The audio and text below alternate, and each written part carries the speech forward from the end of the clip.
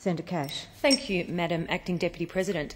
As the Coalition spokesperson for the status of women, I was delighted to co-host yesterday's International Women's Day parliamentary breakfast to celebrate the 100th anniversary of International Women's Day, which will fall on the 8th of March 2011. This was an opportunity to reflect on the amazing achievements that have been made for women and by women since International Women's Day was first celebrated in 1911, and to reflect on how far women have progressed on the journey towards equality in the last 100 years. In relation to women's suffrage, Australia has had and still has a number of female premiers. We have a female Governor-General.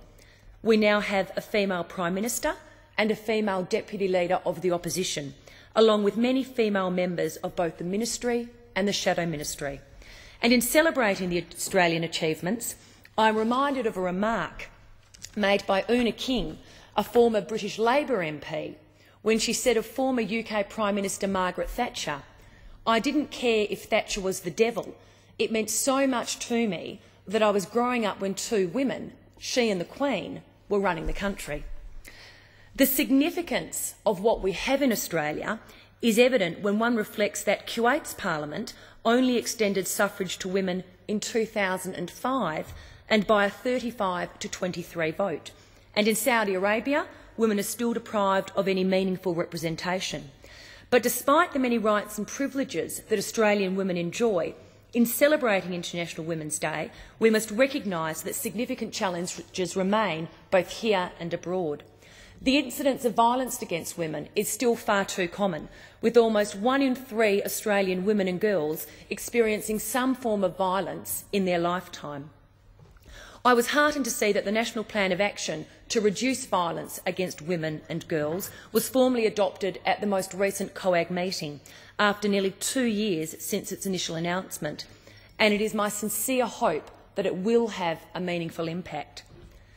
The debates that have dominated the women's agenda in recent times in Australia have centred on female representation on corporate boards and the appropriateness of quotas, on the gender pay gap, sexual harassment in the workplace, and the specific design of a statutory paid parental leave scheme.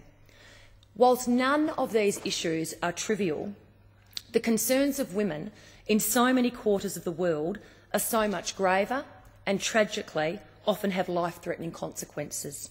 In China, 39,000 baby girls die annually because parents do not accord them the same medical care and attention that boys receive. In India, a bride burning takes place approximately once every 2 hours. In the West African country of Niger, a woman has a 1 in 7 chance of dying in childbirth. In the United Arab Emirates, the Gulf News reports that husbands have a state-sanctioned right to beat their wives in order to discipline them, providing that the beating is not so severe so as to damage her bones or deform her body. In Saudi Arabia, women cannot drive, vote or show their faces or talk with male non-relatives in public. Some Saudi girls are allowed to go to school and attend university, but when they do, they must sit in segregated classrooms and watch their teachers on closed-circuit television. It is reported that in Afghanistan, under the Taliban regime in the late 1990s, religious police forced women off the streets in Kabul and issued regulations ordering the blackening of windows so that women would not be visible from the outside.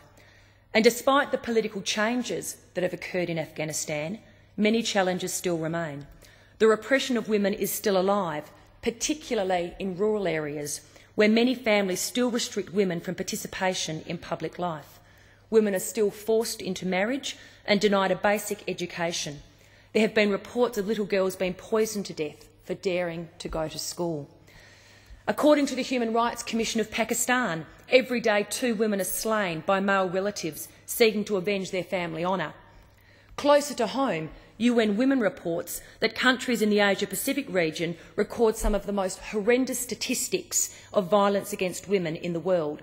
For example, in Papua New Guinea, 44% of women have experienced sexual violence in relationships. 55% of women have been forced into sex against their will. 58% of women have experienced physical and emotional abuse in relationships. I think it is fair to say that Western society, and in particular Western women, have been too reluctant to point out and too slow to condemn the plight of women outside the West for fear that any censure of anti-female practices would be seen as culturally insensitive. It is a regrettable fact that harmful traditional practices have been committed against women in certain communities and societies for so long now that they are considered part of accepted cultural practice. In other words, excuses are made under the guise of traditional cultural practices for allowing women to be subjected to crude and unrestrained primitive practices which we in the Western world would never tolerate. One of these practices is female genital mutilation. A few years ago, Germaine Greer went so far as to argue that attempts to outlaw female genital mutilation were an attack on cultural identity, and that if an Ohio punk has the right to have her genitalia operated on, why has not the Somali woman the same right? Clearly, Greer is either ignorant of or impervious to the purposes and consequences of female genital mutilation and the lack of choice for the young girls on whom it's inflicted. No one has captured the folly of Greer's position more eloquently than Roger Scruton. In an article in the December 2010, January 2011 edition of The American Spectator, he states, "Once we distinguish race and culture, the way is open to acknowledge that not all cultures are equally admirable and that not all cultures can exist comfortably side by side. It is culture, not nature, that tells a family that their daughter who has fallen in love outside the permitted circle must be killed, that girls must undergo genital mutilation if they are to be respectable. You can read about these things and think they belong to the prehistory of our world, but when they are suddenly happening in your midst, you are apt to wake up to the truth about the culture that advocates them. You are apt to say, that is not our culture and it has no business here." I hold the strong view that as women living in a free and democratic society, we have a fundamental obligation to speak out and protect the human rights of women, both here in Australia and overseas. This position is recognised by UN Women Australia, who have stated, "Australia is strategically positioned and has the ability to effect substantive change for the role of women at national, regional and international levels." UNIFEM, which is now part of UN Women, considers there to be 6 forms of violence against women which must be stopped. One of these forms of violence is harmful traditional practices, and this includes female genital mutilation. This issue is one where we need to stand up for the rights of women and be prepared to recognise the stark reality that this is being practised in Australia, notwithstanding it is a criminal offence and notwithstanding that this is a practice which we in Australia find culturally abhorrent. Since being appointed the Coalition spokesperson for the status of women, I have spent some time researching various areas of interest, and in that regard I recognise and thank the Parliamentary Library for their efforts in providing me with various papers on women's issues, the content of which I have relied upon in some of my observations today. On the issue of the practice of female genital mutilation in Australia, I was astounded to learn that at the Royal Women's Hospital in Melbourne, it stated that in 2010 it is seen between 600 and 700 women each year who have experienced some form of genital mutilation. I find this particularly distressing as studies show that this practice has no known health benefits and is known to be harmful to girls and women in many different ways. According to the World Health Organization, immediate consequences of this archaic practice can include severe pain, shock, hemorrhaging, bacterial infection, urine retention, open sores in the genital region and injury to nearby genital tissue. Long-term consequences include recurrent bladder and urinary tract infections, cysts and infertility. And we must never forget that the World Health Organisation's finding that genital mutilation doubles a woman's risk of dying in childbirth and can increase by 3 to 4 times the chances that their child will be stillborn. Perhaps, however, one of the most abhorrent aspects of this practice is that it is a practice that is mostly carried out on girls up to the age of 15. Not over the age of 15, but up to the age of 15.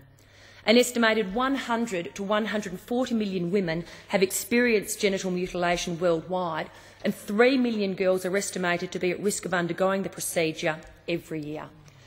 This practice is without a doubt a violation of the rights of women and girls and a form of discrimination. And this is not just my belief. Several international and regional treaties to which Australia is a party have specifically identified female genital mutilation as being both a violation of the rights of women and girls and a form of discrimination.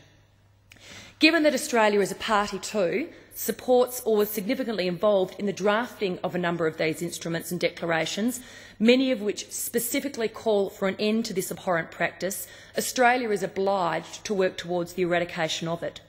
Other countries who are signatories to these instruments and declarations are likewise compelled to do the same thing. In Australia, any type of female genital mutilation is clearly prohibited by specific legislation in each jurisdiction. Ideally, in practical terms, the main emphasis of intervention should be on ensuring that the procedure does not take place in the first instance. To this end, programs have been introduced in Australia that seek to educate parents and communities against the practice. The first of these was the National Education Program on Female Genital Mutilation, which was introduced in 1995 by the then Department of Human Services and Health. Since the introduction of the National Education Program, the prime objective of which is to prevent the occurrence of this type of procedure in Australia through an emphasis on community education, information and support, and to assist those women and girls living in Australia who are at risk of or who have already been subjected to this type of practice. A range of strategies to tackle the issue have been implemented at a state level according to local needs and priorities. In Victoria, it is reported that they have been particularly active in attempting to eradicate the practice, partly in response to increasing populations settling in the state from countries which are known to actively practice female genital mutilation. My point in raising these issues today is to remind us that whilst International Women's Day enables us in Western society the opportunity to celebrate the many achievements of women, both past and present, it is incumbent upon us to recognise that these celebrations must be more than just an acknowledgement and celebration of the rights that we in the West enjoy.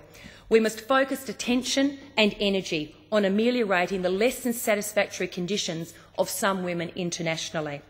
One of the best recommendations in the UN Women Australia discussion paper that was circulated yesterday at the parliamentary breakfast is for Australia to ensure that our aid program pays significant attention to the education of girls and women. It is no coincidence that the areas of the world where girls are denied education and women are marginalised are very often the same countries that are mired in poverty and fundamentalism and subject to what we consider to be abhorrent practices. There is growing recognition from the World Bank to the US military's Joint Chiefs of Staff through to aid organisations that focusing on women and girls is the most effective way to fight poverty and extremism. There is no doubt that as Australians we should be proud of our achievements in terms of promoting the status of women in this country. However, it is also incumbent upon us to remember that the journey is not over and that in some countries it has only just begun. In celebrating International Women's Day on the 8th of March 2011, I wish UN Women the very best in all of its endeavours and once again thank UN Women Australia for hosting the parliamentary breakfast yesterday. I recognise and applaud the vitally important work they do for women here and all over the world. Thank you, Senator.